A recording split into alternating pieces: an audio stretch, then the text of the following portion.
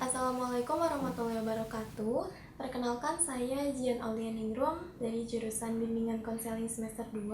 Di sini saya akan mengulas webinar yang telah saya saksikan untuk memenuhi tugas akhir mata kuliah kurikulum dan pembelajaran yang diampu oleh Bapak Ma'mun Muflih MPD.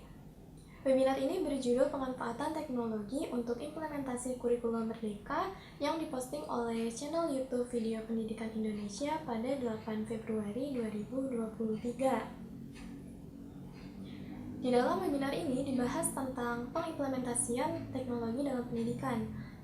Dalam rangka memahami akselerasi, baik akselerasi aksesibilitas pendidikan maupun akselerasi kualitas pendidikan, teknologi sudah menjadi sebuah keunggulan yang berkaitan dengan kondisi global di mana saat ini pendidikan di Indonesia sedang berusaha mengejar ketertinggalan dari negara-negara maju, dan salah satunya meliputi pemanfaatan teknologi, informasi, dan komunikasi.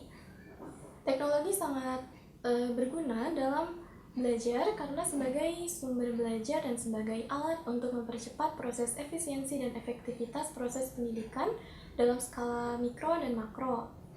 Misalnya dalam penerapan manajemen di sekolah sehingga layanannya menjadi lebih cepat, murah, mudah, dan pastinya lebih menyehatkan untuk masyarakat.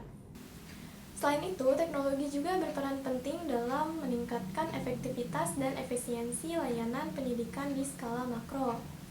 Sebenarnya, kata kunci dari Merdeka Belajar itu adalah bagaimana cara agar anak-anak dapat merdeka belajar dan bagaimana cara agar anak-anak dapat mengalami situasi yang bahagia ketika belajar. Oleh karena itu, IT dapat memberikan segalanya, dan kita yang bergerak di bidang pendidikan memiliki tanggung jawab untuk dapat memaksimalkan potensi IT tersebut untuk anak didik kita kelak.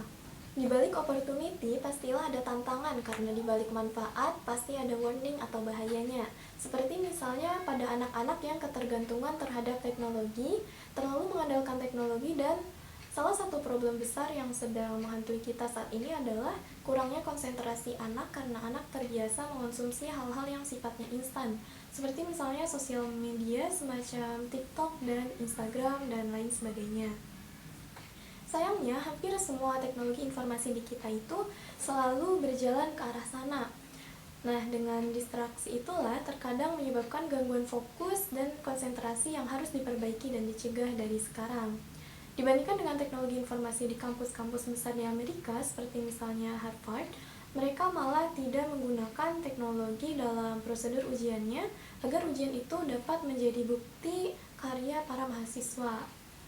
Saat ini, dengan berkembangnya dunia AI atau Artificial Intelligence, apabila bapak atau ibu guru tidak teliti, maka guru akan ketinggalan zaman.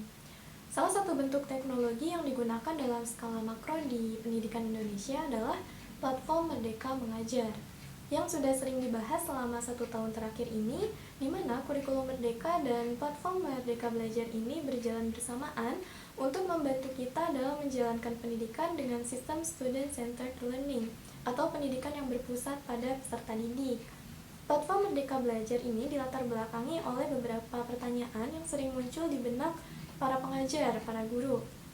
Seperti misalnya, apa saya harus sekolah lagi untuk belajar? Bagaimana cara untuk menyampaikan pelajaran agar menarik bagi siswa? Apa saya harus menunggu pelatihan dari pusat? Bagaimana dan di mana saya bisa berbagi inspirasi dengan guru lain dan lain sebagainya? Nah, pertanyaan-pertanyaan itulah yang melatar belakangi Kemendikbud untuk membuat sebuah platform yang bisa menjawab kebutuhan-kebutuhan para pendidik dengan harapan platform ini bisa digunakan untuk kepentingan bersama. Penerapan kurikulum Merdeka juga didukung oleh platform Merdeka Mengajar dengan membantu para guru dalam mendapatkan referensi, inspirasi, dan pemahaman untuk menerapkan kurikulum Merdeka. Jadi apa sih platform Merdeka Mengajar itu? Platform Merdeka Mengajar adalah platform edukasi yang menjadi teman penggerak untuk guru dalam mewujudkan pelajar Pancasila serta mendukung guru untuk mengajar, belajar, dan berkarya lebih baik lagi. Mungkin cukup sekian ulasan yang dapat saya sampaikan. Semoga apa yang saya sampaikan ini dapat dipahami dengan baik dan dapat memberikan manfaat bagi orang lain. Saya meminta maaf atas segala kekurangan. Terima kasih. Wassalamualaikum warahmatullahi wabarakatuh.